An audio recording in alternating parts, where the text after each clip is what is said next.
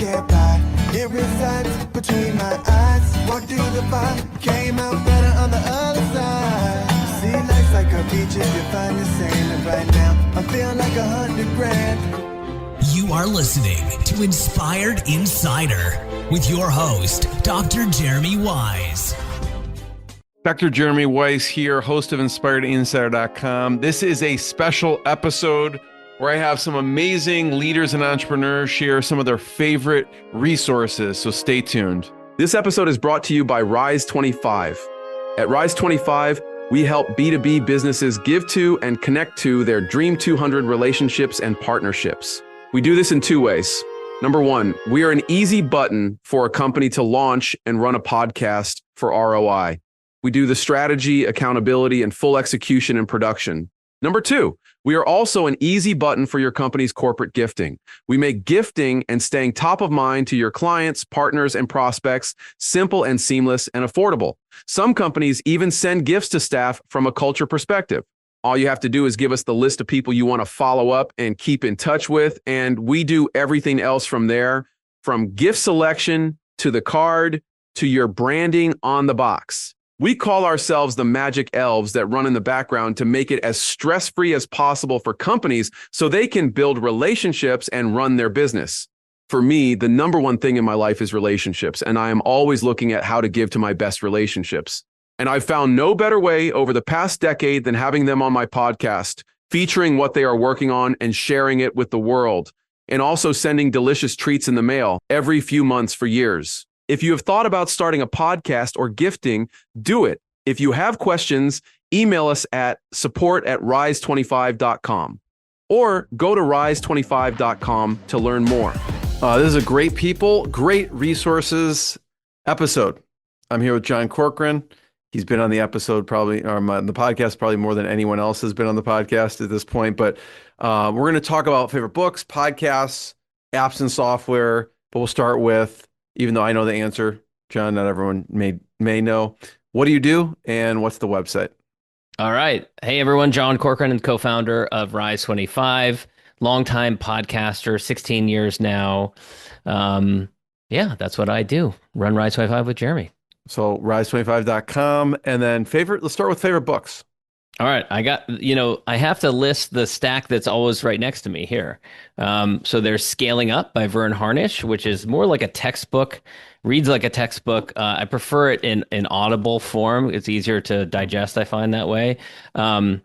He's the founder of Entrepreneurs Organization, which we're members of, and so I highly recommend that one. And then here's a classic. It was published, I believe, in about 1913, and I jokingly say that How to Win Friends and Influence People by Dale Carnegie is the best book ever written about podcasting, which didn't exist back then, but it's really about how do you make people feel. And if you make them feel like you're listening to them, like they're being heard, like you have the full focus of your attention, people will want to repay the favor. They'll want to do nice things for you. And so that's really the textbook for how to do that. The Lean Startup by Eric Ries. He just came and spoke to our EO San Francisco chapter about this new book that he is writing. And we're really privileged getting to be part of this little book club that are helping to shape this book, which is really exciting because the Lean Startup is just like the Bible for Silicon Valley. So it's really cool to be involved in that. So those are 3 books from me.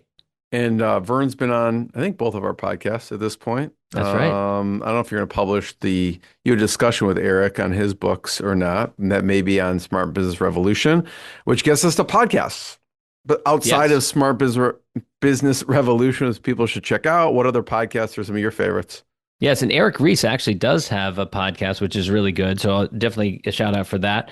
Also, one I've been listening to recently, I believe it's called Moonshots. It's by Peter Diamandis, who I had on the podcast, author of Abundance and Bold and a bunch of other books as well. And he created the X Prize, and he's a real future thinker. And so has lots of great thought leaders on there. He had Reid Hoffman recently and a couple of others. So check out that podcast. I think there was a book. I was looking up a book called Moonshots, but then I was looking, is there a book called Moonshots?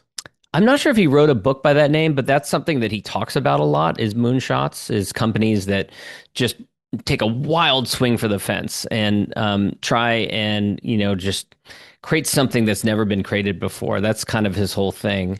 And yeah, so I know he's talked about that within his books, but I'm not sure if he's actually written a book by that name. Okay. Next is favorite apps and software. I started saying, John, okay, you can't say Zoom, you can't say ChatGPT, you can't say Google, you can't say Slack. So what are your favorite apps for software? Well, I just downloaded Sora, but I haven't even tried it yet. This is the new one from ChatGPT, but it's Oh, Sora. Okay. Sora. It is AI generated video content. It's kind of like a TikTok clone, but just for AI generated video content. So I'm excited to check that one out, but I haven't technically tried it, so that doesn't really count. Well, just real quick, before you get to the next one, Laron Hirschkorn, I was watching a video that he put out and it said Sora on it. I didn't know what Sora was, by the way. This was the other day. And it's him taking off his hat and he's completely like bald. Okay, more bald than me if that's possible. And he had like long hair as if he was like in an 80s rock and metal band. And he was saying, here's where they put the staples, and he had this long hair like flowing out, and it looked real, right? And it said Sora. I'm like, obviously he didn't get a hair transplant or something like that. Yeah. So this has got to be created. So Oh yeah, it's was mind cool. blowing. Yeah. It's mind blowing what they're creating. It looks incredibly lifelike. So they just came out with Sora 2, which is this much more capable model to create AI powered video, and it's going to radically transform Hollywood. I mean, it's going to make it basically put the ability to create television quality content, movie quality content in the hands of anyone without having to have multi-million-dollar budgets. And so it's going to just have a massive impact. It's So kind of that's really scary too, because like if someone has a hair growth pill and use that, I mean, you can use it for evil too, right? Like look at this hair growth pill, right? Well, I think that's a big question. We're going to have to figure out, how do we do that? How do we deal with this type of stuff it's going to be difficult to decipher between My dudes. AI powered content. Yo. What's up, Chris? How are you? So Hey, guys, Chris, doing? I'm just finishing up with John. We're here with Chris Dreyer is next with rankings. As you can Oh, see, my it's bad. cool hat. No, I love it. I'm just going to have people flowing in here.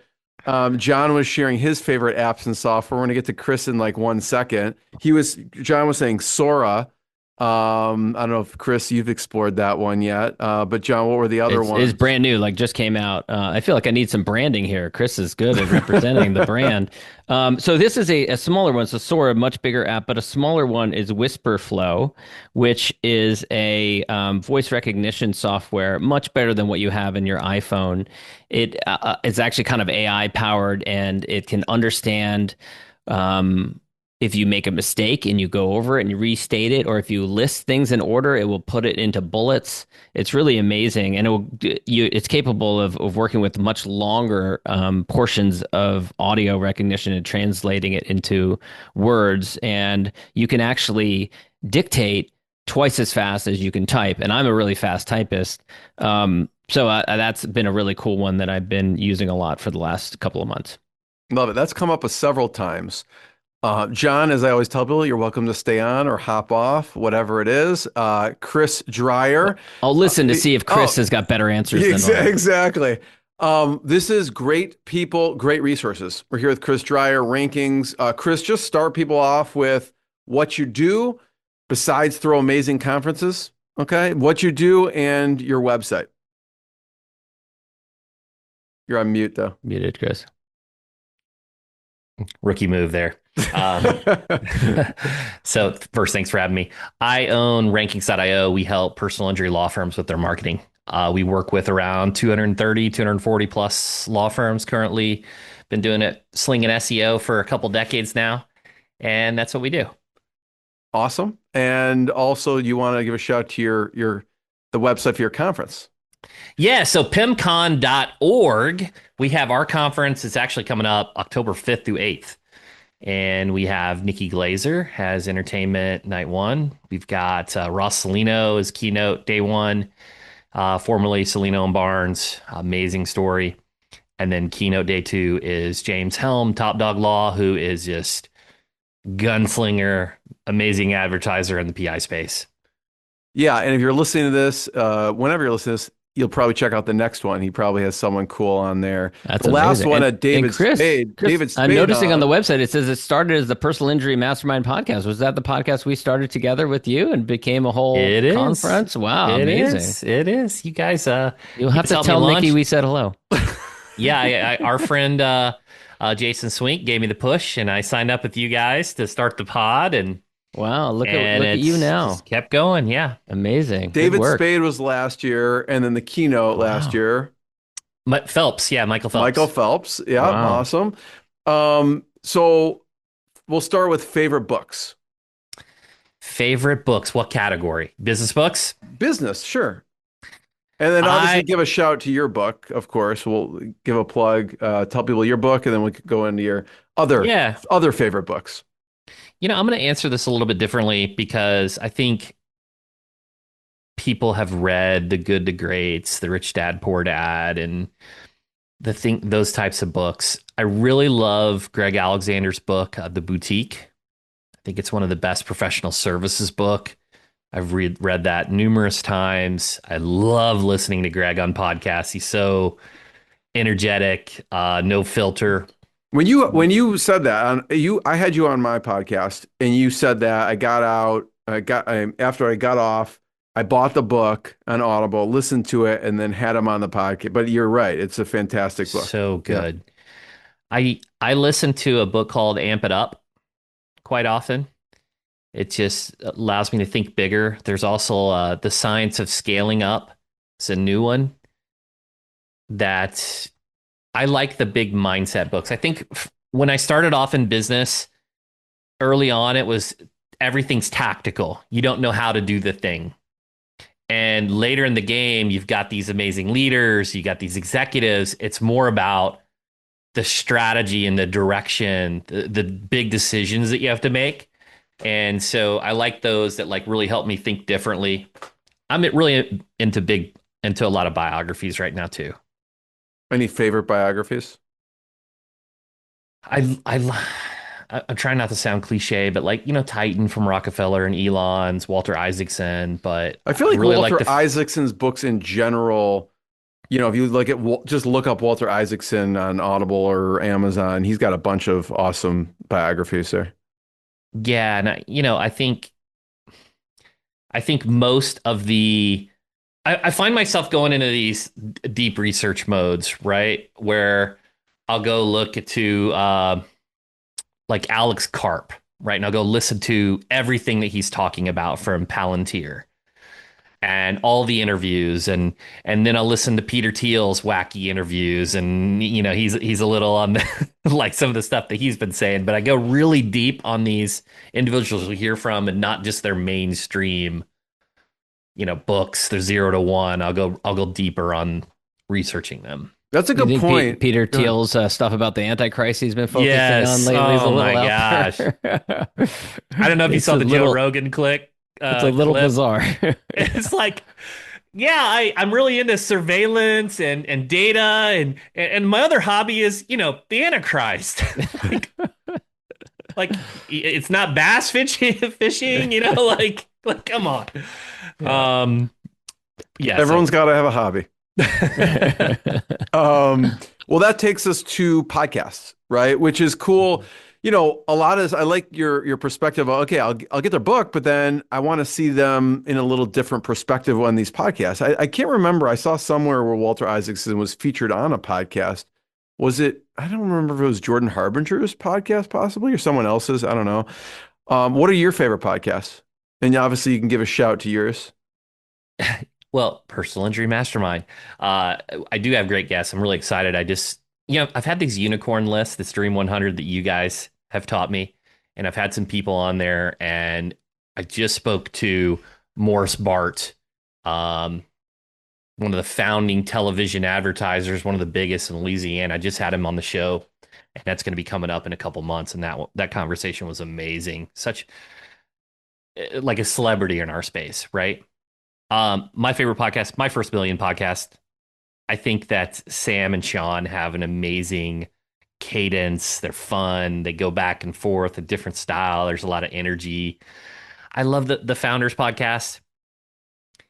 these different businesses, whether it's, Ferraro and Ferraro and the Nutella story, or the guy that has the sushi business in the subway. And I think a lot of these are inspiring in different ways.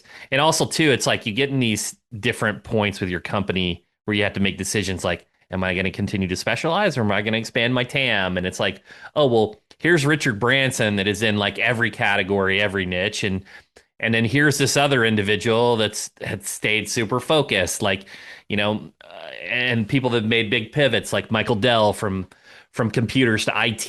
And I think it just helps me relate to the decisions that they made, and what can work for one individual may not work for another, and just gives you options.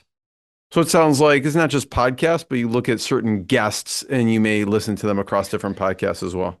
That's where I'm at, is like I said, I'll get an Alex Karp, and I'm like, okay, let me go listen to 10 interviews by Alex Karp. Let me, in my space, John Morgan, right, of Morgan and Morgan.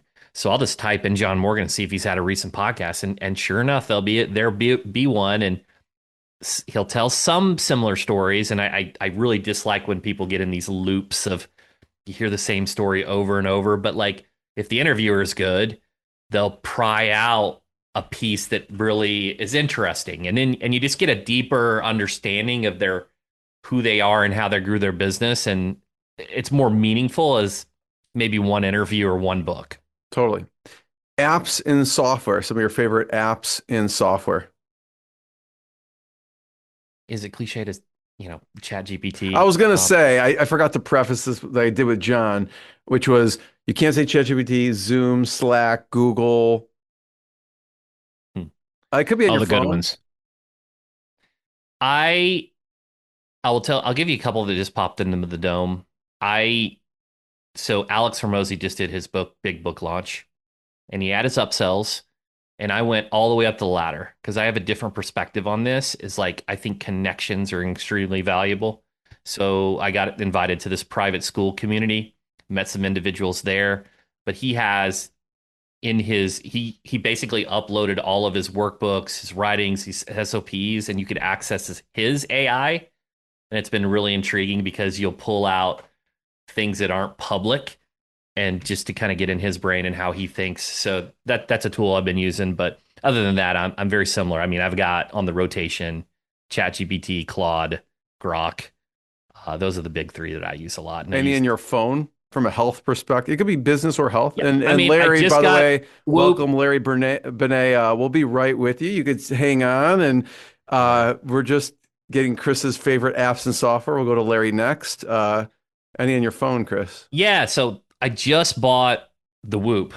So I've been really tracking my steps, my health, my sleep, and I don't know. It's just one of those things. Like, I knew I needed to start a podcast, and I just never did it. And it's like now one of the best components of my flywheel, and I just put it off. But like, now I got the Whoop. It's like, oh, why? It's like, what's the saying of what gets measured matters?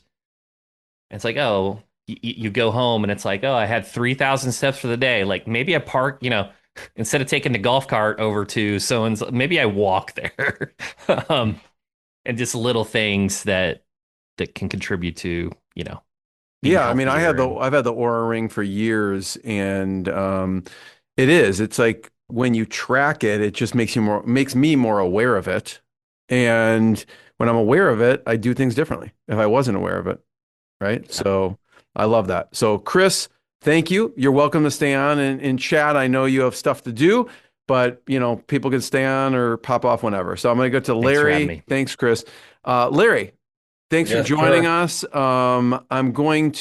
This is great people, great resources. We have Larry Benet and Larry. We're going to talk about books, podcasts, and software, but I'm going to start off with what you do and the website where people can check you out. Let's see, what do I do? I'm the president of both of your guys' fan clubs, so that does take a little bit of my time. Exactly. Got to start with that. That one letter you have to respond to. Exactly. Just a global connector and deal maker. I'm in the process of launching a health and wellness company that will save companies a lot of money on their healthcare cost, and then launching a new invite-only business network for business moguls and investors and game-changing thought leaders like you guys. And Um, I don't know, Larry, probably just either LarryBenet.com, or my Instagram is a good place at Larry K Benet. Yeah, Larry Benet is Larry and then Benet.com. You could check it out. I remember you were telling me about Peter Guber a long time ago. I was actually listening to Tony Robbins on my headset while I was swimming this morning, and he talks about Peter Guber, and Tell to Win is one of my favorite books of all time. It was because you talked about Peter, and I had not heard Yeah, of Peter, and his book is one of my favorites of all time. What are some of your favorite great. books?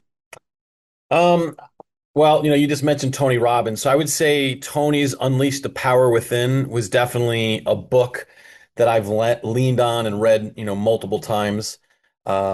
I've always enjoyed Jack Canfield, who's just he was also part of saying, Tony was part of saying the Success Principles. A game-changing book for me. Um, at least, and I've stayed in touch with Keith Ferrazzi for years, but Never Eat Alone for me helped me get up my game, because I remember reading about it, and he was talking about dinner parties with all these power players and Clintons and this, that, and the other thing. And I'm like, man, I got to up my game. So, but that was a impactful book. And Atomic Habits by James Clear is a book that I travel with, and that's a really good one. Yeah, that is a great one. I think John was telling me how many reviews it has on Amazon. It's got just a ridiculous amount, not just people buying it, but actually people leaving a review. And that gets us to podcasts. Some of your favorite podcasts out there that you listen to, or maybe guests of podcasts that people should check out. I would say the podcasts that I listen to the most are probably the All In podcast. I think those guys are absolutely fascinating with their views on business, investing, politics. Um, I really enjoy the Diary of a CEO.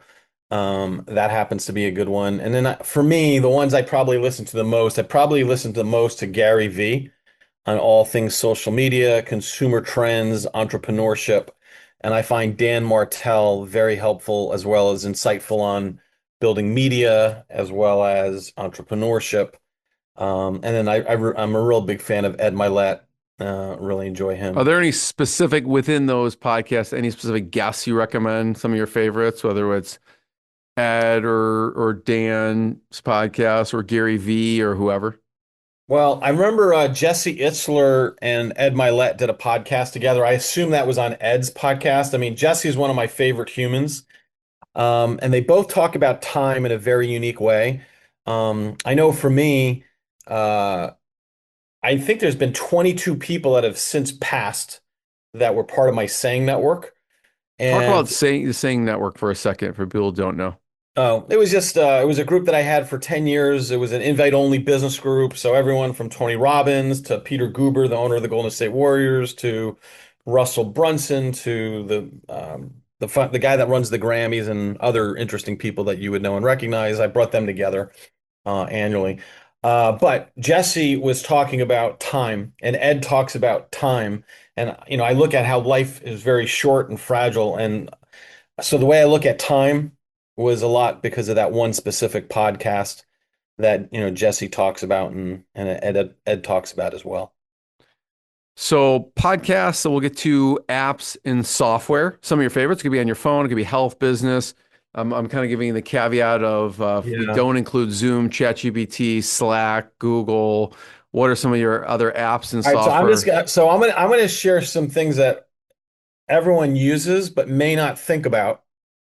Okay, and it's really impactful for me. So I use Facebook Memories every single day to reconnect with some of the world's most influential people that are in my network. I do that all the time. Um, I use photos as a way of going back. I sent a photo today of I hosted a group of 19 people, probably 15 or 17 years ago. I happened to just randomly stumble across that photo today, and I sent it to literally one of the most influential guys in Silicon Valley that was at the event. He actually flew from Tony Robbins, Fiji. But if it wasn't for that, I wouldn't necessarily seen it. Again, I know it's a normal app, but Instagram, I use the Instagram stories and it helps me connect with so many influential people because I can learn so much about them. There's a person that I've connected with. He's got 17.5 million followers. And the only reason is because I could see what goes on in his world and I could comment on his tequila company or any of the things that he's involved in. And if those things weren't, I mean, I know everyone knows about it, but it's something that I use on a daily basis. Obviously, GPT is like my best friend these days, and I'm using that for all sorts of things. I guess you guys are looking for other kind of, No, I love that. I mean, there's certain specific ways that you use everyday tools because I will have to say, I've been, when I've gone to conferences, talked to entrepreneurs, Larry is one of the most giving people that I have met, and also just a genius connector. And what makes it a genius connector is because he's just a giving person. He's looking ways to help people and connect people and not necessarily, expect anything in return. And that's what makes a genius connector. I remember, Larry, we went to the NBA All-Star brunch, Yeah. and That was a lot of fun. you were connecting people that you didn't know, to someone you did know, to someone you didn't know. You're like, hold on one second. You got in this elevator, and it was, I think the owner of the Sixers was in Yeah, there, Michael and you were, Rubin, the owner of Fanatics. Yeah. yeah, and you just have this way of connecting with people to deliver value. So, I just want to share one thing about delivering value because you guys are extraordinary at it. On ChatGPT, just as something simple, if someone does not have our networks and they're just starting out, maybe they're listening to this. Alex Hormozy, less than a month ago, sold like several million books in a period of a couple days. So what I did is I went into ChatGPT. I also looked for different, things. I watched some of it and I said, "Hey, can you condense the best practices on what he did?" And then I saw some other people's posts. I fed that through ChatGPT. And then what I've been doing is I've been sending that information to my friends that are authors or have a book out or they're, thinking about it or whatever. So you can use these tools just to really create tremendous amounts of value in a lot of different ways because you were talking about adding value to people. yeah. So any other apps or software that's maybe on your phone or that you use in your computer? So I use a greeting card system called Send Out Cards. And what I do there is I met, for example, the other day, randomly, I was at the Fountain Blue in Vegas, and literally one of the top executives who oversees all the restaurants, all the lounges, he does everything between Miami and Vegas. The guy gave me almost an hour to an hour and a half of his time. First time I'd ever met the guy. It was just completely random. So I'm sending him a custom greeting card, my photo and his. And then, for example, the other day, I was just literally waiting for one of my friends who was speaking after Gary Vee, and we were going to have a cup of coffee. And I was asking this gentleman, I don't know who the guy is. We're having a conversation. I'm like, so I see you work for a bank in the Bronx. And anyway, I took a photo, I had a conversation, and then I sent him a customized, greeting card. Or I'll swipe information of someone that I know, or maybe I don't even know them, but they're doing all sorts of interesting stuff on their Facebook or Instagram. I'll take all those photos and I create these custom greeting cards, sometimes very oversized just to get their attention. So I use that a lot. I love it. Larry, thanks so much. Everyone check out LarryBenet.com, BENET.com to learn more. And what's your favorite app? Me? Oh God. I like a couple. I look at the way I think about this question, Larry, is if the app went down, I would want to crawl up in a corner. Okay. And some of the things I use regularly is LastPass, which is like a password saver. Cause when I go in, I used to spend like hours trying to like look up, well, okay, go to this site. It just saves everything in there. I use Text Expander a lot, which is the best $3 I spend a month, which What's is, it called? you'll love this actually, Larry. It's Text Expander. And Text Expander. it's TEX, like text and then expander. It's a desktop app that lets you, basically you save these short codes in your database. Okay. And so when you type in the short code, it could share it across your email or LinkedIn or Facebook. So example, someone who makes like 5 to 20 introductions a day, like myself and you, I save intro Larry Benet, one word, and then I have your bio and your website and all your stuff there. So when I go to introduce you, and let's say I want to introduce you to John Corcoran, right? So All you got to do is touch it one yeah, I time. put in intro Larry Benet. Hey, hey, you guys have to meet because of blah. Intro Larry Benet, intro John Corcoran. It spits out boom, boom, both your bios, all the stuff.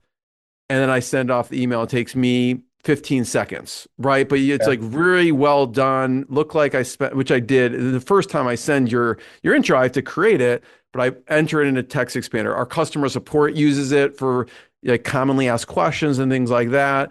And it also allows you kind of fill in the blank things. So if I'm like, if I want to like customize it, you can do that within text expander as well. So those are two apps that I love. One of my favorites. That's really, I'm going to go get that. You'll like that. It's $3 a month, right? So I have for the first time I introduce anyone, I will then enter it into text expander and I put intro, first name, last name. So I just know that's the nomenclature I use for the intro. John, what about you? John popped off. Oh, but he shared, I could tell you what he shared. He shared some newer ones like Sora, which is that new kind of AI video app thing, which I haven't played around with, but maybe now I will. And what was the other one? Obviously like the Claudes and ChatGPTs and those kind of things as well. So everyone has some cool ones on here. Hey, one last thing before we go. What are you using? And by the way, I'm going to be hosting a call of Zoom where I'll have 5 or 10 of the most connected entrepreneurs in the world on a call. Keith Ferrazzi is going to lead it. I'll have a couple other amazing people. What are you using to stay in touch to manage the large network that you have from either a CRM or other things? So for example, I've never heard of this text thing. I'm going to go get that. That's very helpful. Yeah, that's a good question. And people ask me that a lot, actually. And I'm going to let one second while we get to this, I'm going to let Ed in here. Ed's going to come in. Ed, are you there? Yeah, brother. What's up? What's up? We're here with Larry Benet. We're just chatting about books, podcasts, and apps and software. I'm going to get to you in 1 second. But no problem. Hi, Larry.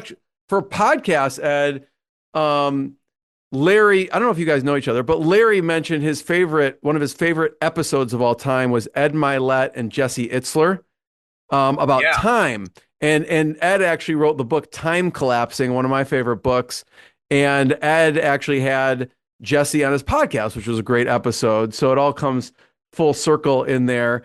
And Larry was just asking how I keep track of relationships and stay in touch with them, because Larry is one of the most generous connectors, givers I know. And Larry, to answer your question on that, it's kind of similar to your Facebook memory stuff. Like it's something that we all have that we use. I literally just go into my cell phone every day for 10 minutes and I scroll through to maybe who I messaged 6 or 8 months ago. It's been a while, so I'm close enough with them, but maybe I haven't communicated with them. So 10 minutes a day, I go through and oh my God, like what happened to, like I haven't talked to Larry in like 6 months, and I'll message you or send you a voice text, right? So some of it's just as simple as looking at my phone, okay? And having a process for that. The second is, from keeping track of our relationships, I've used Pipedrive in the past. Now we use ActiveCampaign to keep track of things. And we have, a referral and partnerships, pipeline. And the pipeline is really just all the ways we can give to our relationships, right? So it could be, have I featured on my podcast? Have I shared about them on so when we move people across those columns, it's just, have I shared on social media something about their company? Have I sent them a gift? Have I featured them in my newsletter? So all of this, the ways that I can give to people. And we have a meeting, with our team once a week to go through, it's in ActiveCampaign, to go through it. And let's say I message you, Larry, today, we reassign that task to reach out whenever. It could be, listen, I want to make sure I reconnect. I may reconnect with them sooner. We assign a follow-up task in, let's say, 6 months. So I go, if I don't talk to Larry, at least I'm going to get on that call once a week. And I know that in 6 months from now, it will come up for me to reach out again. So that's kind of what we do on that end, not to leave it to chance. Hey, one last thing before you go and get on to Ed. What are you using for recording of, I mean, we're on a Zoom right now. I get an inbound call. It's someone influential. I want to record it, but the call's already started. What are you using for those kind of things? I mean, like I said, like usually, like I just texted Ed. I'm like, Ed, you're one of my favorite people. I want to hear your resources and everything like that. Hop on my Zoom. And so I use a Pretty Link. Pretty Link is like a WordPress plugin that allows you to take your Zoom link, right? Because it's all a string of numbers. And just so I go, hey, Larry, go into rise25.com/Jeremy Zoom or whatever, and it will automatically redirect to my Zoom. So I could be on the phone with someone and just text them my Zoom link, and they just pop in on their phone. They can just click straight from their phone and go right into Zoom. I'm sure there's things like I have people make fun of me because I have a Samsung, not an iPhone, but I'm sure there's apps on the phone that will record calls that I'm not privy to. I just like the setup of Zoom, but I may be the wrong person to ask. Gotcha. You know, so. Well, but I'll let you guys. Larry, you could again stay on if you want, and hear what Ed has to say, because we're going to get to Ed, and Thad's popping in here, but we're going to get to, and I wanted Thad to come when Ed was going to come in. So Larry, feel free to stay if you'd like. Ed, thanks for joining in the car. This is great people, great resources. Thad, I'll let you talk in a second because I know you have something to say. But we're going to go over books, podcasts, apps, and software. But we're going to start with your company, what you do, and your website. So So can you hear me now, Jeremy? Yeah, you're coming in. Okay, because I would say my best website right now is OfferWingman.com, and that begins to lean towards where most of my focus is nowadays, either as a strategic partner helping already successful business owners like regenerative medicine or high ticket sales sell more as their wingman. That's number one. Whether it be at live events or like today we did a Zoom webinar with Dr. Scott Gray, our main man. And then last week I was in Austin helping somebody sell their high ticket coaching and mastermind from stage. And then it also lends perfectly and nicely to kind of a service I developed on accident, which is our $1 million interview method, which goes great for experts, but really is a no-brainer for like PI attorneys and dentists, because that's where I came from. And we use that we're using that as a main sales mechanism instead of necessarily the VSL, which is what everybody's aware of, or the webinar. The fastest way to get a converting asset while also building authority assets and trust ecosystem, because then you can cut that up, run $1 a day ads on the back end, which I could go into that more in depth. I think I assume everybody knows what all that is anyway, but you instantly become the ecosystem and you take all the biggest objections that people have, and that's what you run as your retargeting ads. And that's where I'm spending most of my time, man. I mean, it's really done really, really well. And it's helping people. What we're finding, here's a quick tip for everybody with the stem cells, because in Go High Level, you can see all the touch points that they're making with your attribution touch points. And it's just fact. It's very rare that somebody like opts in, watches one thing and buys tomorrow. But we're seeing like the average person takes about 18 days to buy. And sometimes it's 1 day, sometimes that's 75 days. But without question, it is consumption of content that is leading the charge at accelerating the person to go from a cold lead to a buyer. And you're seeing that, not to keep talking too far, but maybe it is just right. It's like the magic trick in front of everybody right now. Alex Hormozy just did a 9-hour launch webinar on YouTube. Iman Gadzhi, which if you don't know who he is, he's probably one of the biggest names in just teaching people how to sell digital products, just did like 13 hours over 4 days. He brought in probably the world's best wingman, Jason Fladlin, to give a shout out to Jason, to be his sidekick and pitch man. And, the pros are bringing in pros. And so while I felt like I was selling people into why they need this a few years ago, the pros get it, man. They bring in, if I can get a 1% increase or 3% increase in conversion rate, and I'm spending, like, did you know Alex Hormozy was spending $500,000 a day? He brought Fladlin in as his consultant. Why is one of the world's best in the business bringing in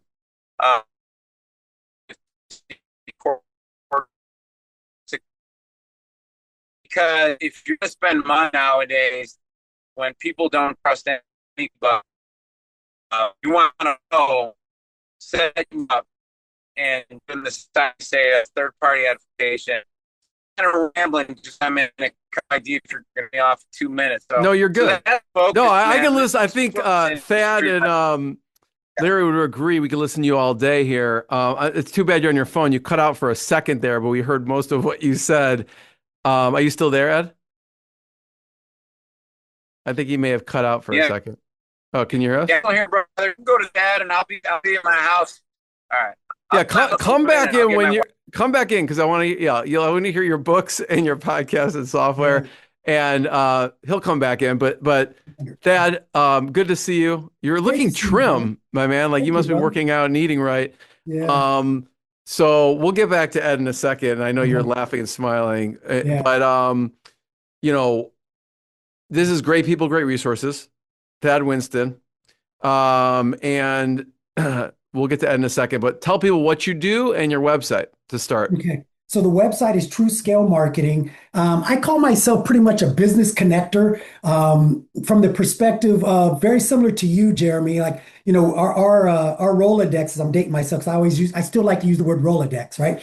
So our Rolodexes are where the net worth is in your network. So that's where I find myself oftentimes connecting folks using that good old fashioned Henry Kissinger principle, putting people together. And then as far as what I do, like full time is I would fall into the consultative capacity in terms of working with small to medium sized businesses, helping them to grow their businesses. I do want to just step back to what Ed was saying there just for a quick second.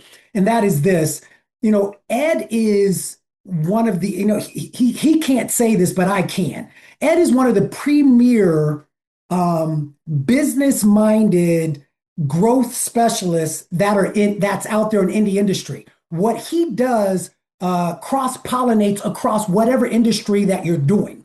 So, like when he's saying, like Hormozy brought in, Fladlin, anybody who's fortunate enough to be able to, first of all, get Ed's attention, second of all, to get him to join in with it, they will be able to look at their bank account and recognize the difference from the day before they met Ed O'Keefe until after the time they met Ed O'Keefe. And that's just the facts. I mean, that's just historically, that's the facts. I met Ed when he was 24 years old, and Ed's not 24 anymore. Ed, how young are you now? Oh, he dropped off on that one real quick. Do you see that?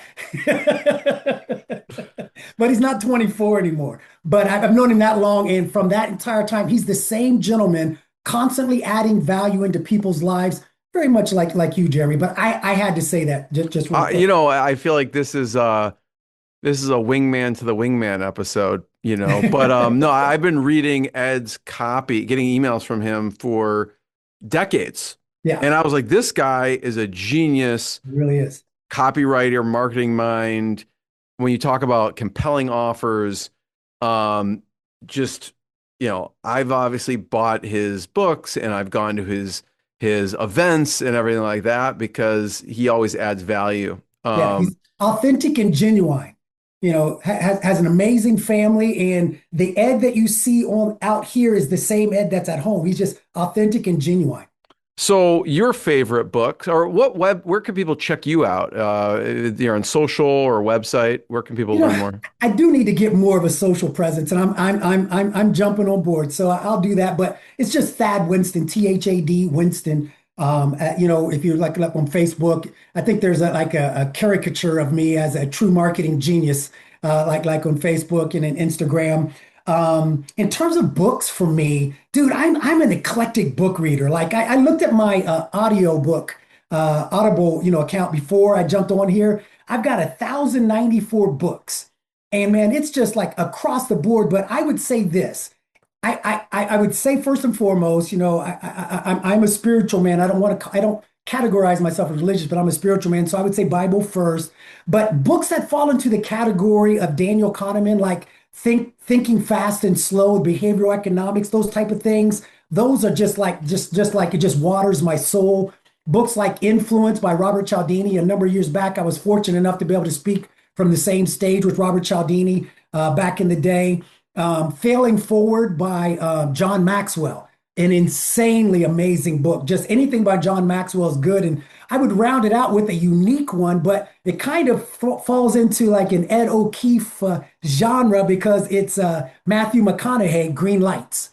Because that book, man, I could not put that book down. He is so infectious as he reads that, but you're learning all these things about him and things about life. It's just a fantastic book. But those are the books that came to mind for me when you said top books. Okay.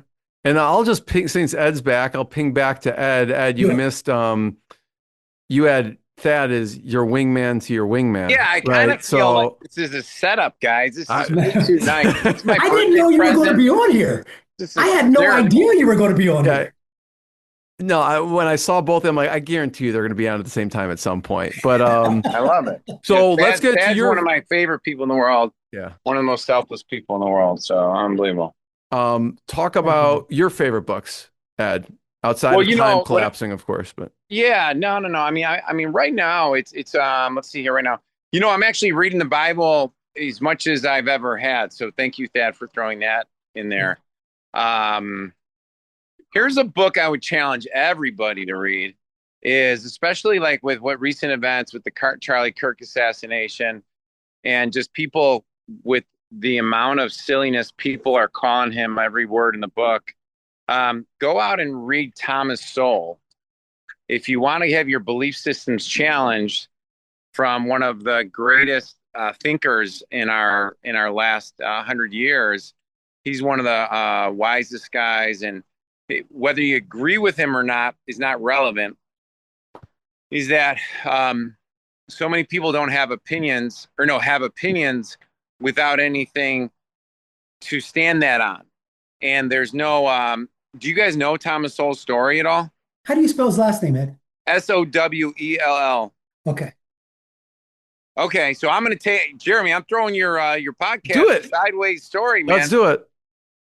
So he's a black man, 1970s, self-proclaimed socialist and Marxist, going to university, I think it's UIC, and he's in getting his master's or doctorate in economics.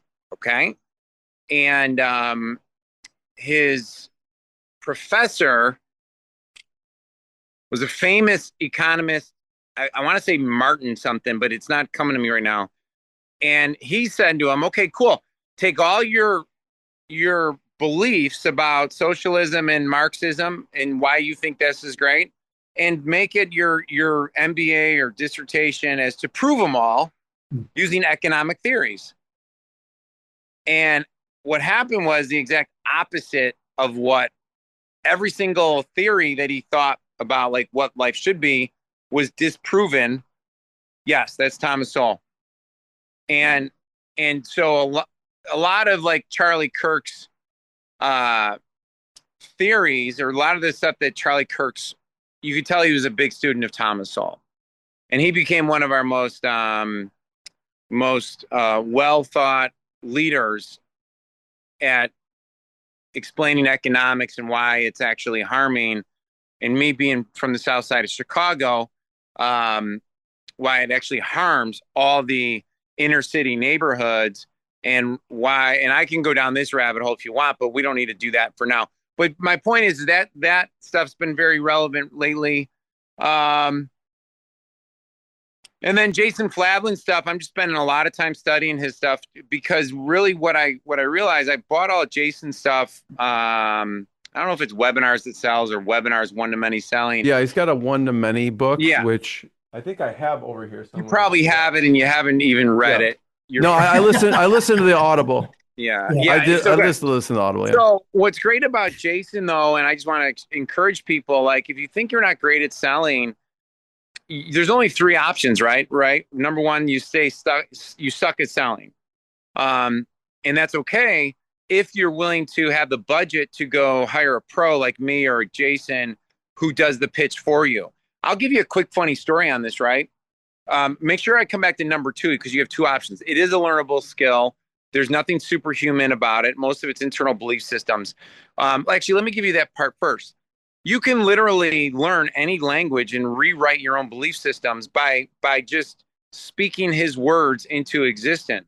He has all his scripts. Dan Kennedy's, I mean, me and Scott Gray were talking about his best sales pitch came from Dan Kennedy, and Scott just learned it. Scott's not a big sales guy, but he's a good closer.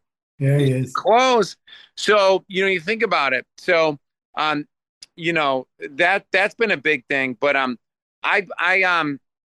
there's a guy actually, Jeremy, there's a guy you introduced me to who runs a multi 8-figure company in the attorney space. And I don't want to give away this conversation. I respect him to death. I love his podcast.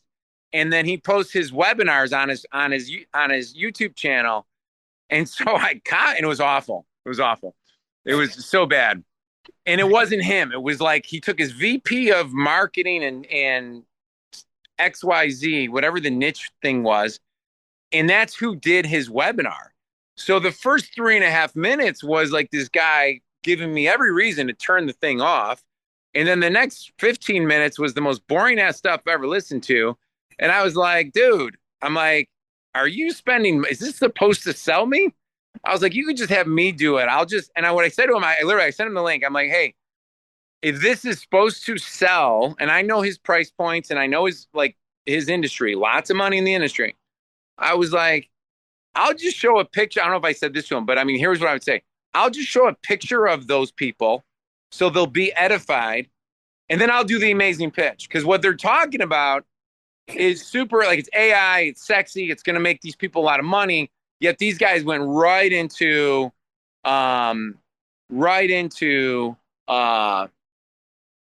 like why it works and how it works and all the nerd stuff. And I'm like, oh my gosh.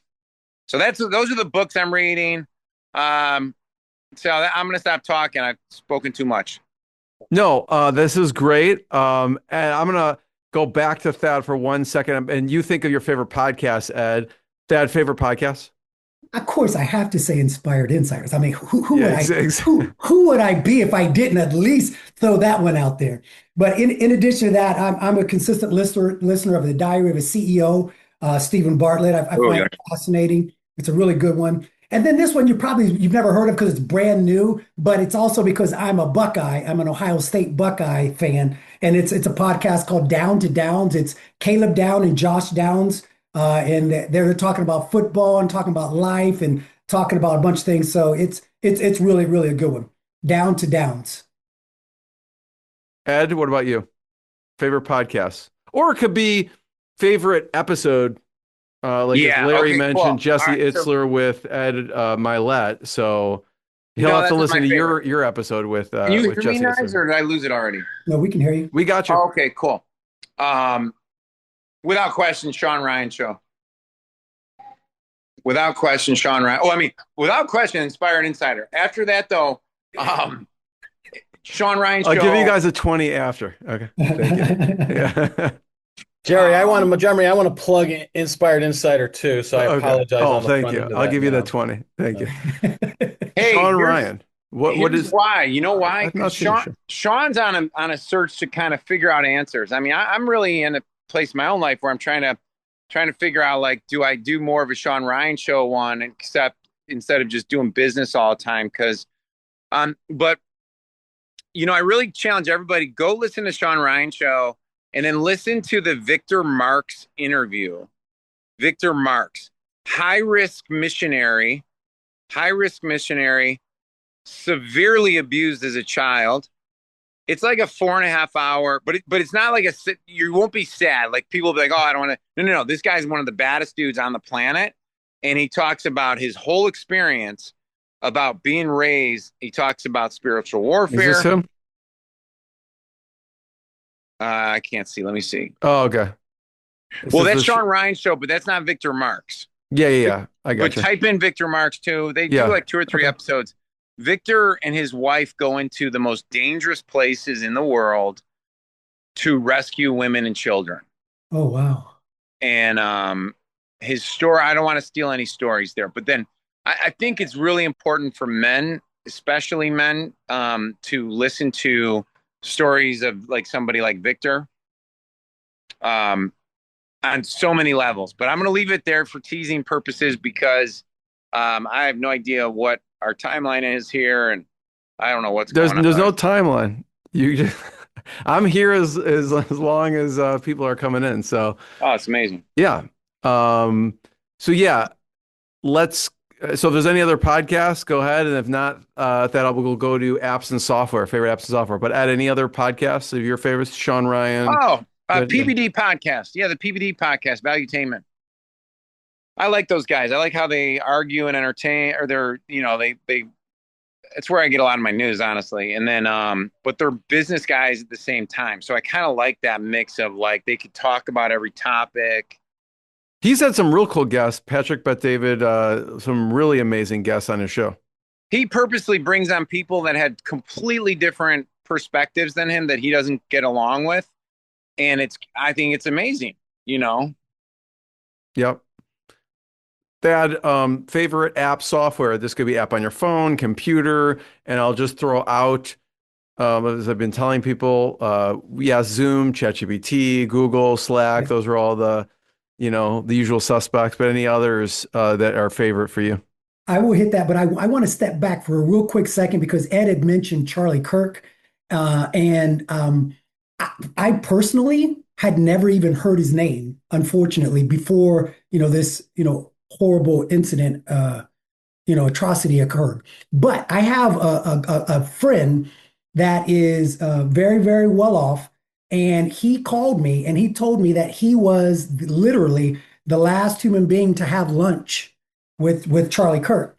And he said that this guy is misunderstood with a lot of this stuff that's out there. So I just wanted to say that. I'm not going to go any deeper than that, but that's something I did want to share. In terms of softwares, I could go with, the GPTs, or Perplexity, and, all those things. I'm not going to do those. I'm going to go with a good old fashioned down to earth Loom. Me and Loom, we would not be able to get along without each other. It's my saving grace in communicating and being able to get messages across. So there's that one. And then I'm going to bring up one that you're not familiar with yet, but you will be. I'm currently working with a friend of mine, and he has built out an incredible business called Soom, SOOM.AI. And it's an AI infrastructure business. Him and his wife are literally geniuses, and I'm not using that word lightly.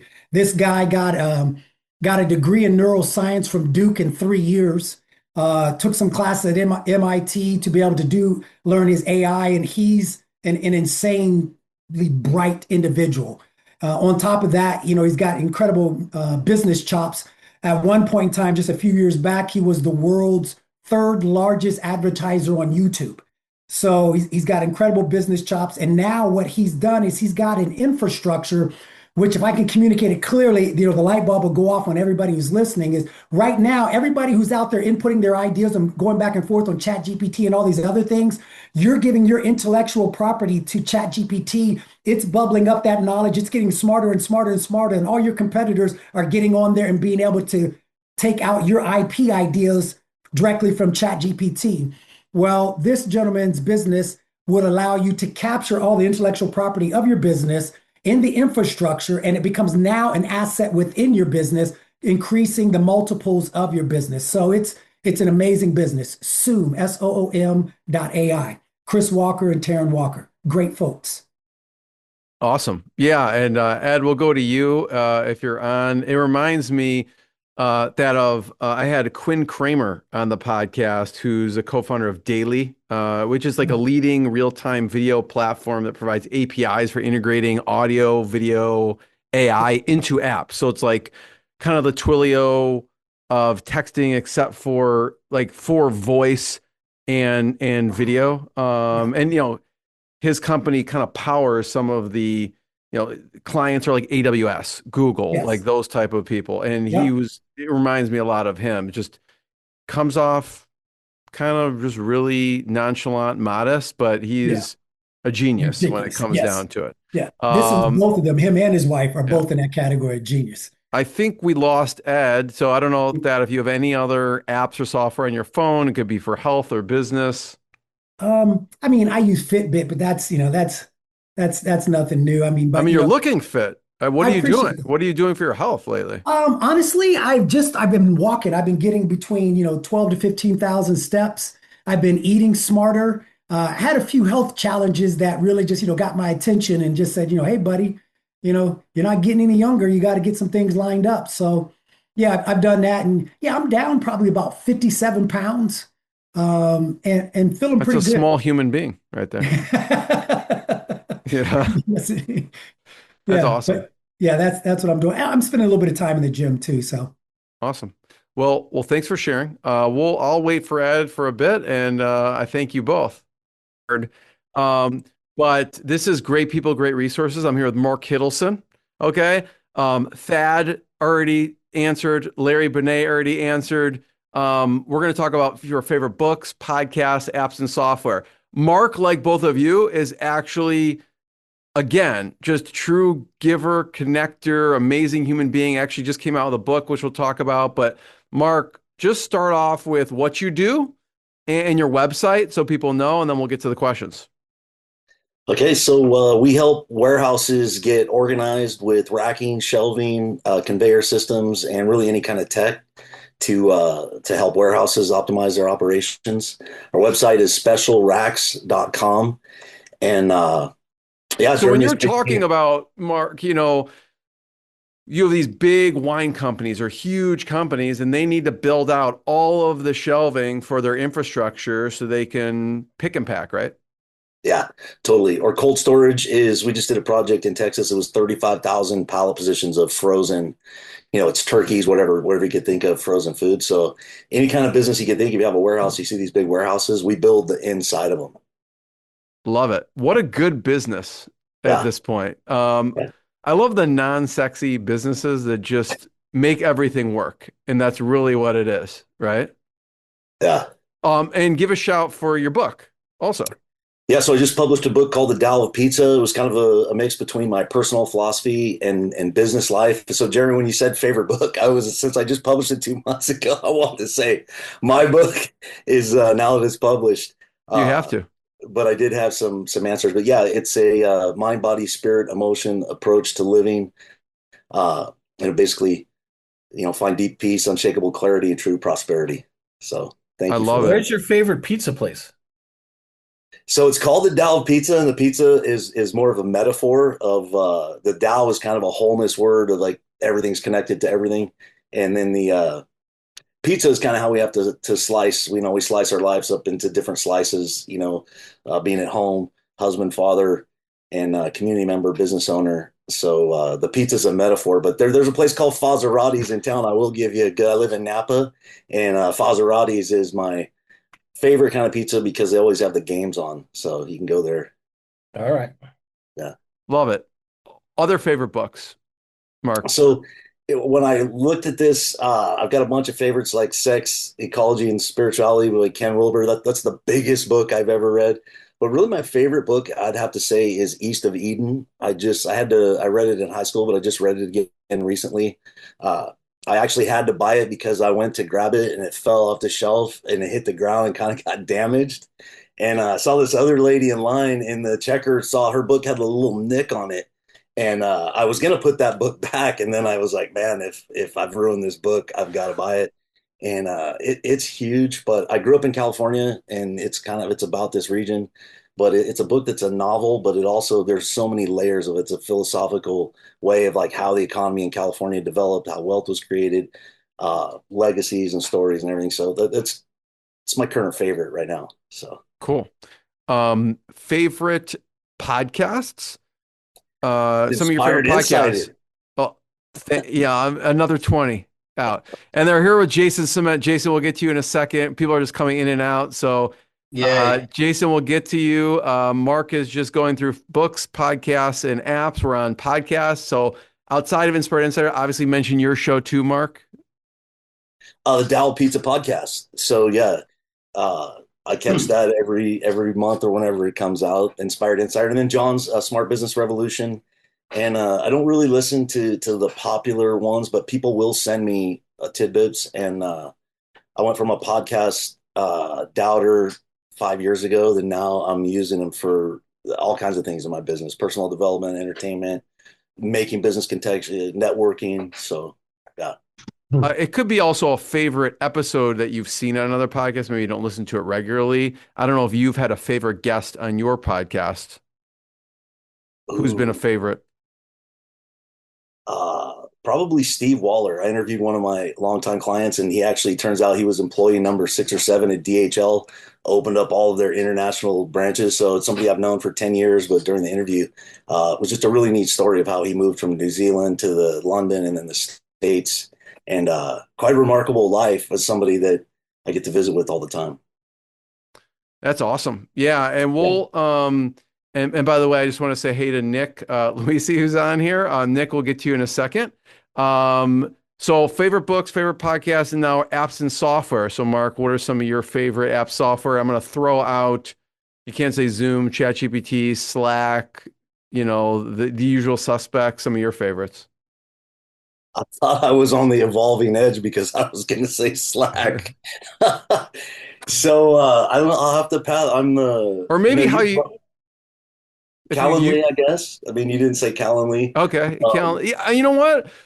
Someone convinced me many years ago to use it, and I was a little resistant because I was like, I don't want someone booking on my calendar without me. That was the dumbest thing I've ever said. One of them, okay, because it has freed me up so much, and obviously I can control my, my availability through Calendly, and it's just freed up myself, my assistant, and it reduces their load 80% so they can work on other more important things too. So I love Calendly. So I have one. I'll turn myself in. I just about 2 months ago I started using the Bible app to read the Bible. My sister-in-law said, hey, because I was talking about philosophy in my book, and I really didn't want to write a spiritual growth book, but it turned out being the #1 on Amazon for spiritual growth. So I was like, hey, maybe I'm into this. And she said, I think you'll love this because it's read the whole Bible in a year. I thought it was really stupid. So I was like, I'm going to prove her wrong. I'm going to download this app. I'm going to start doing it. So I'm like, out of 60 days, I'm 52 out of 60 days. I'm really enjoying it. And I'm not like an app person. I'd rather open a book and read it. But this is just working to me. The headphones, it plugs it in. I've got that 20 minutes. And I've started looking forward to that as part of my morning routine. So that's one that wasn't on your list. You know what? It's funny because both Thad and Ed O'Keefe both said one of the favorite books, the Bible was on their favorites. Yeah. So, and Jason likes the Old Testament. So then you would like my new Substack. I just started a Substack 2 weeks ago, and I'm writing Old Testament stuff. Okay. Yeah. I just finished Leviticus this morning, so I'm like, woo!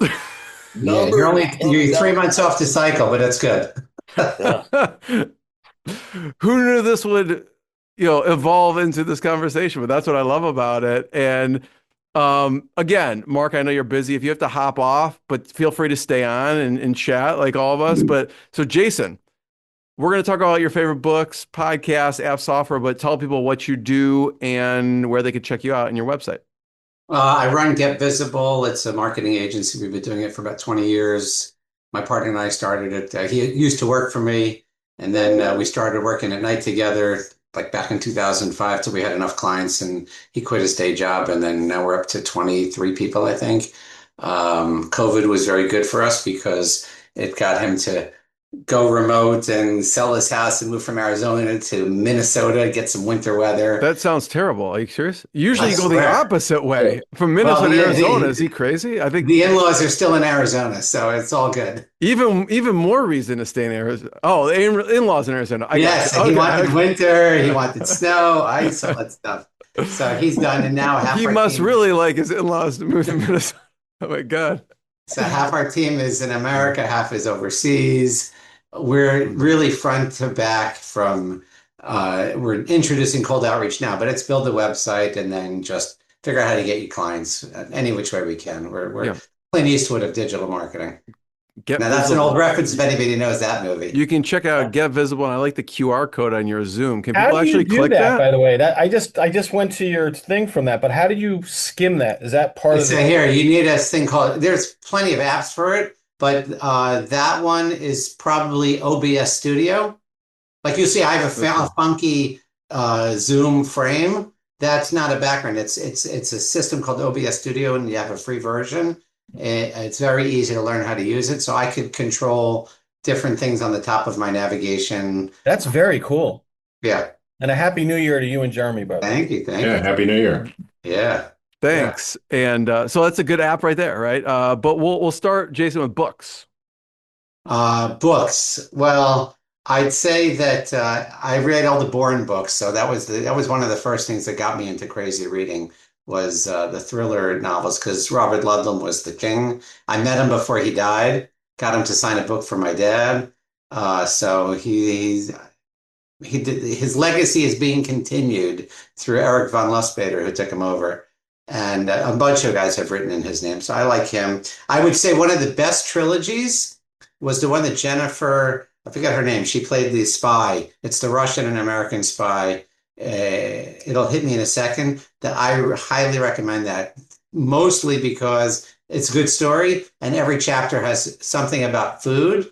And I started an Instagram called Books and Food under my name. So I review books and I talk about foods in the books. So that trilogy's got it. What the hell is Jennifer, the cat girl, Catnip, whatever her name is, from the spy movie. What about any business books? Favorite business books? Besides the Old Testament, because it's all in there. I read so much, it's impossible. I'm trying to think what's the best. I couldn't even tell you. I wish I could. You know what? I know the answer to that. The last one that I read. Which is No, it doesn't matter. Whatever I'm reading, the last one is the best. That answer. which is Right. what? No, it doesn't matter. Whatever book I'm reading now, like I'm reading a book, How to Negotiate in 60 Seconds. Like whatever you're reading now is the best book because you forget 99% of it anyway. And so if you're constantly learning, then you're constantly getting better. So therefore, just keep learning. I can tell you The Go-Giver. I can tell you all those books. They're all the same. It's just who has a better story. Yeah. So, I like The Go-Giver. That's a good one. Bob it's Burns fine, on but the I mean, podcast. you're an idiot if you weren't doing that already. No, well, sometimes it's not in people's natural like thought process. You know what I mean? Like, I'll give you an example. I published a podcast episode, put it on LinkedIn, and the person who I had on liked it. And I messaged them and I said, why are you being so lazy? Like, you like it? This is about you. You should share it and comment on it and tag other people on it. And it's like, and by the way, I've been guilty of that as well. And I just didn't think of it. I was just like hitting like, but I should have shared it, comment on it, and tagged other people. So it's just that reminder. Let's put it this way. We're all over 50 in this room. Okay. I think. No, I'm not actually, but You're not yet? but thanks. I can't tell in Zoom. It's all right. I'm approaching. I'm well past 50. Okay. My point is, Dad looks younger than me. So. Mark's talking about learning Leviticus and other things. And my point is, we're all old enough to know that there's a lot more you don't know than you do know. So you have to constantly be learning.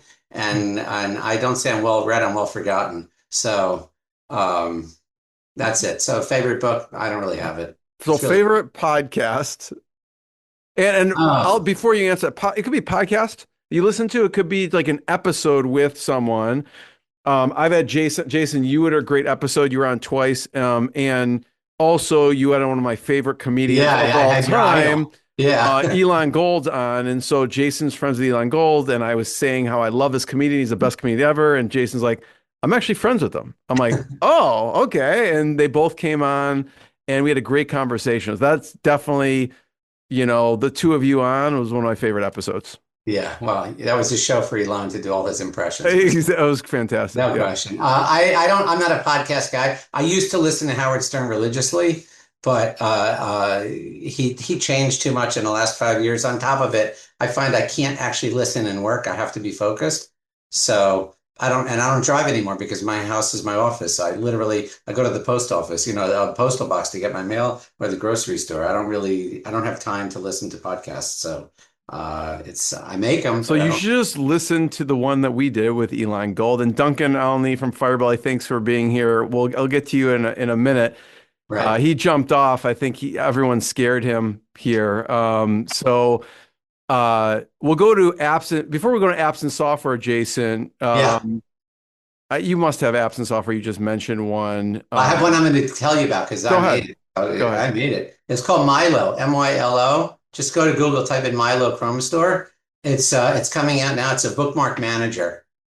And Jeremy, I'm going to talk to you about it privately to white label it, but basically it replaces the bookmark system in your Chrome browser. It's really cool because your bookmarks can be stored in your Google Drive. So any computer you're on will have your bookmarks in there, and you can look them up by category, tag, whatever you want. And eventually it'll cross Firefox and Edge also. I'm just trying to get registered. What's the reason you created it? Like, what was the use case that was bothering you? I do a lot of ChatGPT work, and if I just did a webinar last week on custom GPTs. The problem with custom GPTs is they crowd up your left navigation if you keep them in the sidebar and all your conversations are below. So with Milo, I can save all my custom GPTs, and then I realized, oh crap, I could save anything. So now it's the bookmark manager. I like it. I do use something like that, but it doesn't have the same functionality. Yours seems like better functionality. Really good. Than that. And it's because it's like, I just want to get rid of all the tabs and like save it for later, because I keep the tabs up. Yeah. So one tab. That's great. I didn't build that in, but I will say, even because there's 5 people in the room and other people will be listening, I was at an AI conference 2 weeks ago, and I just had a brainstorm with somebody that I could white label Milo for anybody who distributes it to their audience, whatever followers, because I could stick a folder in there that can't be deleted. And that folder is the brand of whoever distributes it. And it's a kind of a hack on the Chrome store, because you can't white label anything in the Chrome store, but now you can. Interesting. Cool. Yeah. So if you know somebody who has a big audience, because every time you go to the bookmark, you open up the pop-up of your bookmarks, you see the screen, that white label ID will be in there. It's really good presence. And right now I'm not charging a penny. Any other apps or software that you use? Well, I live inside ChatGPT, and really today it's about custom GPTs. I have so many tailored custom GPTs, which you could do in Claude. You could do in not Perplexity as much, but any tips for using those custom GPTs that we best practice that we should all be doing that maybe I'm not? Yeah, just ask GPT what it missed in a response. It's the most important thing you could do. But yeah, I'm not talking about it's lying and hallucinating. It totally does that. You can ask about that. But separate from that is that it gives you an answer. You use this thing called 10x. Can you 10x your answer? Can you tell me what you missed? And you can take somebody else's information, feed it in and say, what did they miss? And then you can 10x anything that you get from anybody. You can stick it inside ChatGPT. If you text me, I have a 10x prompt that I wrote that will help you to improve anything you get. I love it. That's it. I'd love to stay, but I got to go actually. Yeah, go ahead. Jump off. All right. Nick, thanks for being patient on that. And you should send out a, what do you call it? An Excel with everybody who came in today. I'm going to. I mean, this is all going to be on one episode. So you'll on the show notes. Well, definitely. Checking out the show notes. Exactly. Yeah, exactly. You'll be able to see everyone's answer. Thanks, Jason. Okay, guys, thanks. Nick, thanks for being patient. Duncan, we'll get you in a minute. I may piggyback or bounce off you in a second if you're listening, but this is great people, great resources, and Nick Luisi is one of those great people. And we're going to talk about books, podcasts, software, apps, but just tell people what you do in your website so people can check it out. Sure. So Nicholas, thanks for having me on. But that was worth the price of admission. Those last 3 guys. So I hope I could raise the bar. I don't know if I can. Let's do it. Jason's always awesome. Nicholas Luisi, founder of Your Sales Recruiter and Sales Performance Team. Sales Performance Team is a fractional sales leadership company where we put sales leaders and managers into companies or do sales trainings for founder-led companies so that they get 10x their sales. And Your Sales Recruiter, I realized the sales recruiting process was broken. I realized so many people were hiring salespeople that just broke their hearts. So I wanted to fix it. So I created my own recruiting company that just focuses on salespeople and bringing you the best talent. Love it. Your favorite books? My favorite You books. have a lot of books behind you. I have a lot of And books by the behind way, me, right? Nick, Dad was at the, Dad, were you at the first, I don't know, Dan Kennedy seminar? You were at the first, yes. So Nick, I was at the very first. What did he used to call them? Like the big kahuna thing. Super conference, the super conference, Yeah, or the super info conference, summit. but it was in Cleveland, Ohio. It was the Dan only events, right? Yes. So the Dan only no, events. this is when he introduced everybody to Bill, because Bill was doing like his BGS marketing. Yeah, And BGS marketing, very Ed good. O'Keefe Yeah. was on this side. Yannick Silver was on this side over here. And these little young puppies were, crushing it. But yeah, that was a long time ago in Cleveland, Ohio. Different world, different so world. Nick, yeah. I mean, I don't know if you and Thad know each other, but talk about how So you were involved in that I was the world. vice president of sales of GKC when Bill sold it to the private equity firm. Oh, okay. And then I was the president of GKC, then it became Magnetic Marketing. So I was there for 8 years. So spent a lot of time in Dan's events, in Dan's basement in Cleveland. Yeah. You're one of the few people that has ever been into his basement. I've been in his basement many times. Yep. Had been at the racetrack, been at the casino steakhouse where he takes, if he likes you, to it after, which I've been in, I think 3 of his cars with him driving. One was a refurbished like 1960 Jeep Cherokee that he spent $250,000 refurbishing. And I said, you get a new one with all the whistles and bells. So yeah, I mean, Dan's a gentleman, was great. I was a member before, right? So I've been a fan. That down there is all of the Dan Kennedy books. Over here, where you guys can't see, are some of the binders, and then in the basement is another stack of all. I still have the binders and the DVDs and CDs. If the young kids that are listening to this have no idea what I just said about a binder, a CD, or a DD, I even have that shrink wrap. You want to show them what a CD? So I'm going to show them. This is one of my favorite books, which is the original Magnetic Marketing. I had that. That was an incredible. That changed my life, actually. Yes, I still have really that. did. That's incredible. Yeah. So it's one of my favorite books, I guess. I don't know if it's a book. I don't want to disrespect him by calling it a book, but so that's a extended background. Thank you for embarrassing me, Jeremy, by making me do that. But I love it. Showing everybody I have a binder right by my office. That's awesome. Matt, thanks for joining. We'll be right with you, but we're just chatting. And all right. So favorite books. The best book that I'm recommending to everybody, and I just read it within a weekend, it's called Down to the Wire. And it's a business biography written by the guy that started Windy City Wire, which is a Chicago-based company. And it reads like a novel. It's phenomenal. His name is escaping me, but that's the title, Down to the Wire. He talks about, getting fired, talks about gambling addiction, raising a family, having heart problems, he leaves it all on the table. And it is one of the best business books that I read.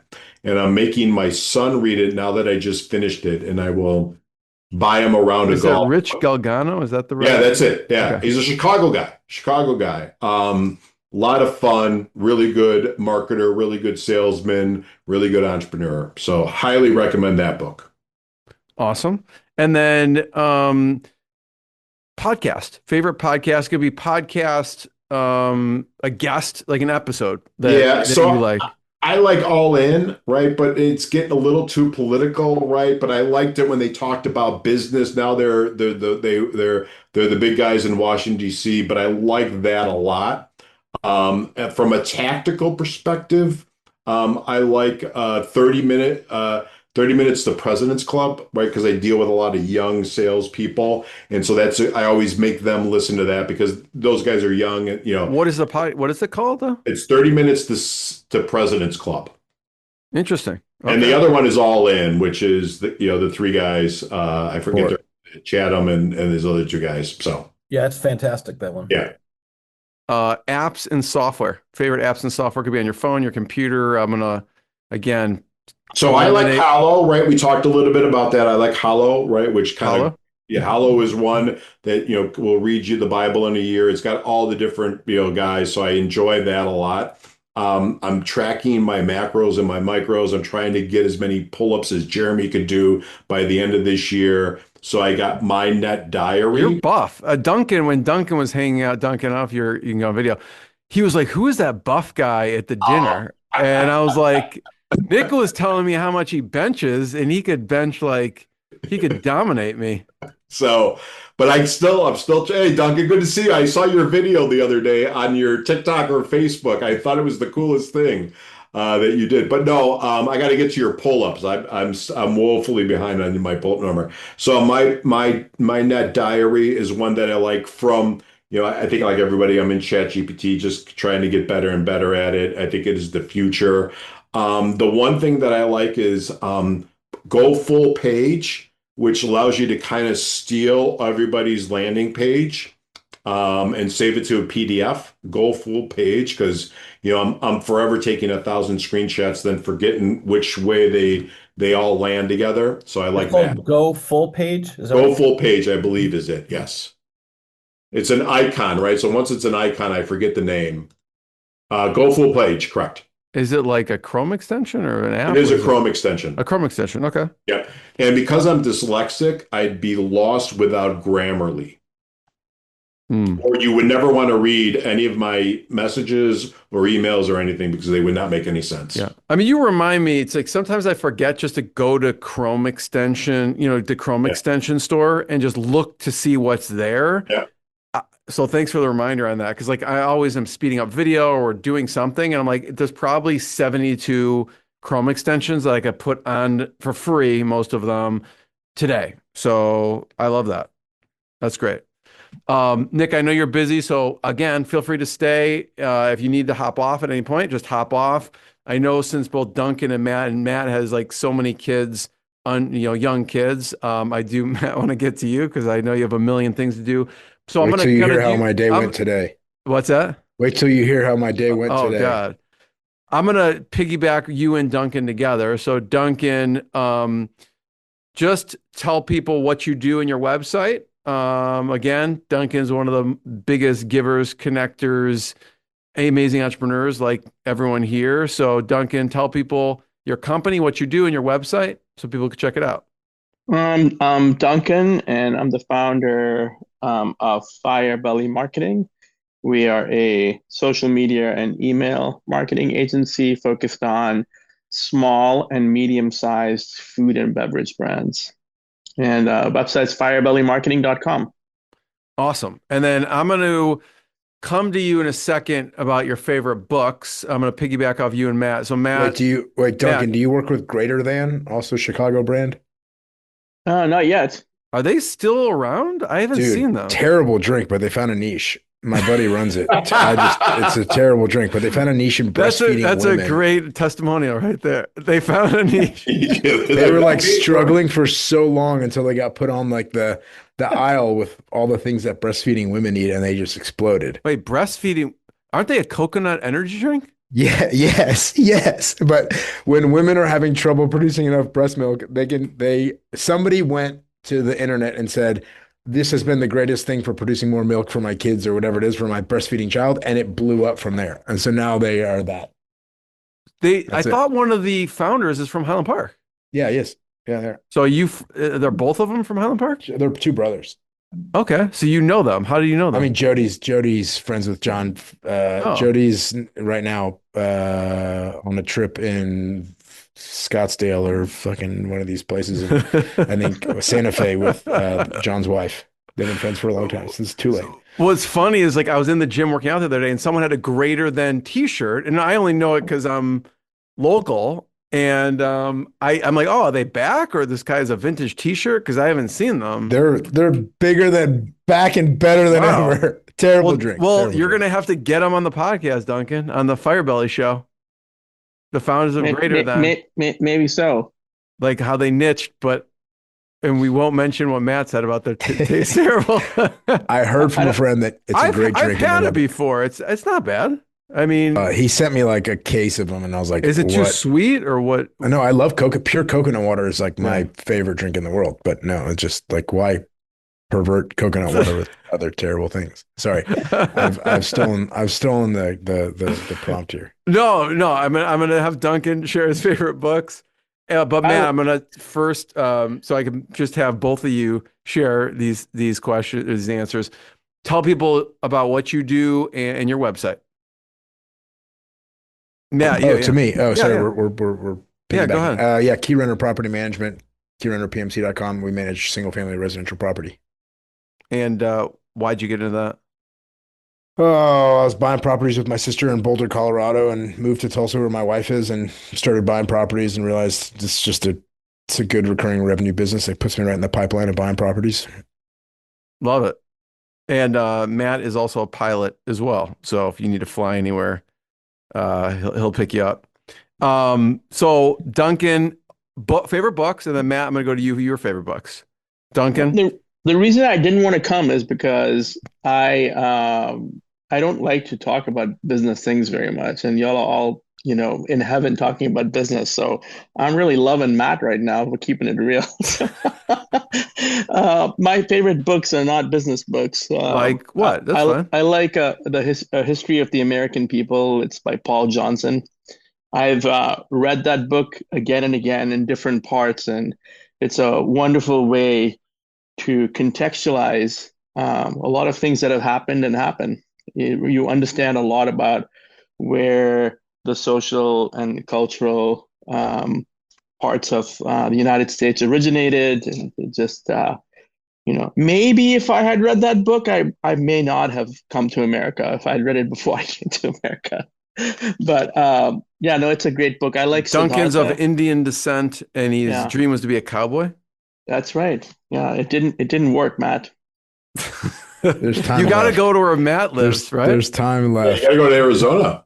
Oh, I've ridden. I mean, Dr. Wise and I have learned how to ride horses, and we've actually ridden together in the southern part of Colorado. But not on the same horse at the same time, just for you visually. Come on, you can be proud of our bromance. I really like Siddhartha. It's a Herman. Oh, I love that. That's a great book. Yeah. So Herman has a book that I come back to from time to time. I typically try to read things that are as far removed from business as I can.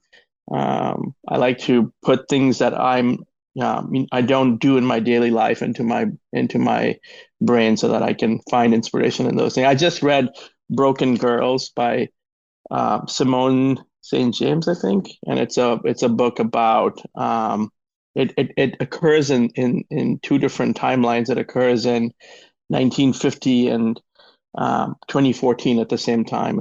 I was telling you about it one day when I was at the gym, Dr. Weiss, and it's about two sets of murders that happen at different times, and the supernatural overlaps it. And I like creepy things. So. And you said you didn't have books, right? So those are great ones. Matt, what about you? What books are on your list? Go-to list? Yeah, I'm the kind of reader that has like a stack of books by my bed at all times, and I'm reading like a couple of different books. So right now I'm reading like Family Wealth, which I think is fantastic. And I'm reading Cormac McCarthy's Blood Meridian. But if I go to like my favorite books of all time, reality, I'd have to go to My Uncle Oswald and Switch Bitch. If you've not read, you all know Matilda and the James and the Giant Peach. But if you don't know Roald Dahl's adult fiction, it is phenomenal. I mean, My Uncle Oswald is about Oswald's nephew who finds the protagonist of this book, I guess, who finds his Uncle Oswald's cases of diaries from travels around the world. He was a grade A fornicator. I mean, just single man who put the greatest charm and charisma into the world's most elevated women and found great success. And so the nephew finds these digests, these diaries from his uncle and just recounts some stories. They are phenomenal. I mean, it's just a great story. And then Switch Bitch is a bunch of short stories. If you think, all the stuff that Roald Dahl wrote that are kids fiction are all fantastic, right? As a kid, his short stories for adults are charming, are engaging, are like last minute switches. So love that. I recently read The Dove Flyer, which is great. Which is a great book that was recommended to me by an Israeli chef that was staying at my house for longer than he should have. Old timer, like a 82-year-old Iraqi chef. I've always loved for you while he was there. What's that? Did he cook for you? We did like an EO dinner. We did a Shabbat dinner. We did and another dinner for the family. He cooked a bunch of times. And what was any favorite dishes that he made? I mean, he made makluba. Everything is in his repertoire is just a combination of garlic, olive oil, and salt for the most part, right? Which is like, how can you go wrong? Whether you add in rice or chicken or fish and a lot of cilantro and parsley. He made tons of phenomenal dishes and left us with a bunch of cookbooks that he signed. So it was fun. I love it. I think Gabriel Garcia Marquez is, best all time, Love in the Time of Cholera, 100 Years of Solitude. I just think back to books that I've read multiple times because it doesn't happen frequently, given what I said about the stack of books on my bedside table. So Shantaram, yeah, I love it. And The Go-Giver, of course, The Go-Giver is like a fable. Bob Burg, yeah. Go-Giver is just short. I'm gonna have to reach out to Bob Burg. It's like the third time someone's mentioned his book. I know, it's impressive. Exactly. He's a fan. Wait, you guys know the author? Yeah, I'll text. He's been on the podcast. I'll put him in touch. Are you? You should have him on yours, Matt. I'd love to have him on ours. Okay, I'll connect you, Matt. I mean, has he written all of them? The Go-Giver for Sales, The Go-Giver. He's written the original and all the other ones. Yeah. Oh, yeah, he's phenomenal. Yeah, it's a great book. Is it ZALK? Is that your handle on Instagram? I don't do any Instagram. I don't do any. If you message He's on me LinkedIn. cell phone, I'll connect you guys on text. Yeah. Jeremy, nice. Send me. What's the other me a cell book phone that number Bob did before Go-Giver? Here's my number in the text. Cool. Didn't he do another big book before he did Go-Giver? Yeah, Endless Referrals. There we go. He's known for. Yeah. By the way, he's the most shy, introverted dude you've ever met. Like I've invited him out to all sorts of functions, like cool things, and never once does he have any interest in going. Yeah, he's got some great books. So Matt, you should definitely have him on. Okay. Yeah. Podcasts. It could be favorite podcast or favorite episode of a podcast. Duncan, obviously we'll shout the Firebelly Marketing Show. I don't know if there was a favorite guest, but other podcasts or favorite episodes for you. Favorite guest on the Firebelly podcast, probably Asma Khan. She's kind of a global icon. She was on Chef's Table season 6, episode 3 on Netflix, and uses food as a connector, as education, as breaking down of walls. She also has the only Indian restaurant in the world with Michelin stars and an all-female, professionally untrained staff. So, and she's got books, and I mean, she's just she goes into hot spots to work with women. Like you wouldn't believe it. So I love that episode. It's so funny you say that, Duncan, because Chef Moshe, who's the guy that stayed with me, was also on Chef's Table some episode, whatever else. Interesting, very interesting show. I feel like I have seen that episode actually when you were saying the name of the dish. Anyway, I like Song Exploder, and I like All Songs Considered, which is on NPR, because I keep up with a lot of music. So it's a very easy way for me to keep up with like what's going on with music very quickly. And then I like Better Me. I just started using Better Me. It's a workout app. And so in the case that I'm not working out with my trainer, or I don't know what to do, then I go to Better Me. So those are my Thanks for sharing that. Yeah. Matt, your favorite podcast or podcast episodes? I definitely listen to All In pretty religiously, although I don't. Is it Nicholas or Nicola? Nicholas. Um, I agree with Nick a little bit that it's gotten a little bit tired, but I still do rely on it for a good portion of my news because I don't like look at any news basically. So I take highlights from that, which is probably very sad to hear. I listen to Founders a good amount, which is a great. He just reads biographies of the greatest founders in business. And then Duncan, to your point, I think this guy DJ Raj out of Lebanon, out of Beirut, he just puts together great mixes of music, and I'm always super excited to listen to what he puts out. So I do that. On the app side, all my work apps. But I don't do anything else. The most exciting thing that I found in tech lately is Clara.ai, and it's a scheduling app. Like, how many times does somebody say, "Hey, let's do lunch," and you're like, oh, "Fuck," and you either send them a Calendly link, and you're kind of a jerk for doing it. And what you're saying is, my time is more valuable than yours, so find a time. So you take your time to schedule something that fits with me. I just type in at Clara, can you schedule a time? And she's got back end access to my calendar, and she says, Jeremy, I'd like to present the following options that Matt could meet you for lunch at 12:30 Sunday, Tuesday, Thursday, whatever, and it goes from there. And so she follows up with the calendar apps. If you have to reschedule, she reschedules. If you have multiple people, she does it. It's awesome, and it's still in beta. Company out of New York, and they're working on stuff all the time.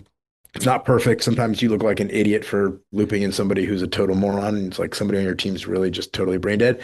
But 90% of the time it works really well. So someone doesn't know it's an app when you're looping them in, right? They just the only way you do is because it's right now it's Clara beta. It's because you looped this in with one of our conversations. I did not know it was an app. She totally messed up. She totally messed up that one, right? No, it didn't mess up. I just know. I think you maybe. It booked before. I don't know if you booked it or I booked it because she was messing the whole thing up, and I sent it to feedback at Claire. But I did not know that. You just go, I already booked it, and then I didn't. She's phenomenal. Yeah. The only downside is right now it's Clara, at Clara at beta.ai or something like that. Eventually, when they take it out of beta, I will name it, Jeremy at keyrenderpmc.com, and I'll be like, Jeremy, can you schedule this in, and nobody will actually ever know. Yeah. Unless she totally messes things up. I didn't know when we were communicating. And by the way, like the language I like to use, because I do like to send my calendar link, but I'm happy to book on theirs. I don't want to seem like my time's more important. Yeah. So I do say, listen, send me your calendar link so I can book on your calendar, or here's mine. Yeah. Right. And so that's a nice way. I'm not implying, Matt, my time is more important, because I have sent you messages like that, but I'm happy to book on yours in most of the time. Sometimes people don't have one, and it's more convenient, like, for them to just look at the schedule as opposed to going back and forth with 7 email exchanges. Just to be clear, I don't internalize it that way. I feel like other people may internalize it that way. No, that could be true, but that's the language I use. Hopefully it helps with like not signaling I'm not more important or anything like that. So, but anyways, no, I appreciate that. Any other app software you use? No, everything I do on my phone is business. Business is fine. It doesn't have to be personal. So what I use AppFolio, our property management software, and PandaDoc. I'm always looking at who's signing new. I love PandaDoc. And who's signing new leases. And PandaDoc is one of the best suggestions I've gotten for a software ever. Actually, when we first started using it. Is that like a DocuSign? It's much better, but yes. Right, Matt? Ours we use HubSpot to do all of our deals. So like if you're a new client coming in, you'll get or you're a tenant on a lease, you'll get a PandaDoc, and it integrates through and has all these messages that come, everything follows on through HubSpot, and PandaDoc is their I think preferred provider. So we use it because of that. It's amazing. Great. We love it. You guys collect payment through it, which we don't. We should probably actually do that and get owners to give a $500 contribution when they sign the contract. Yeah, it's amazing. And you could actually see in it's kind of like a proposal contract, and you can go in and you can see where people viewed in the document and how, like, the percentage and how long they stayed on each section. So if there's like kind of a dull section. Like, did they skip over this? Did they actually read this or not? You can see. You know which tenants are going to be good by who spent a little bit of time looking at a document. It's like, Yeah. If you spent less than 10 seconds and signed in 15 spots, I'm like, that's not a good. Well, or they're just a quick decision maker like you. Well, there are a lot of terms in that lease. It's like 30 pages. So I think you should read. I agree. But no, first of all, thank you all. I know you're all busy. It's Friday afternoon. This was great.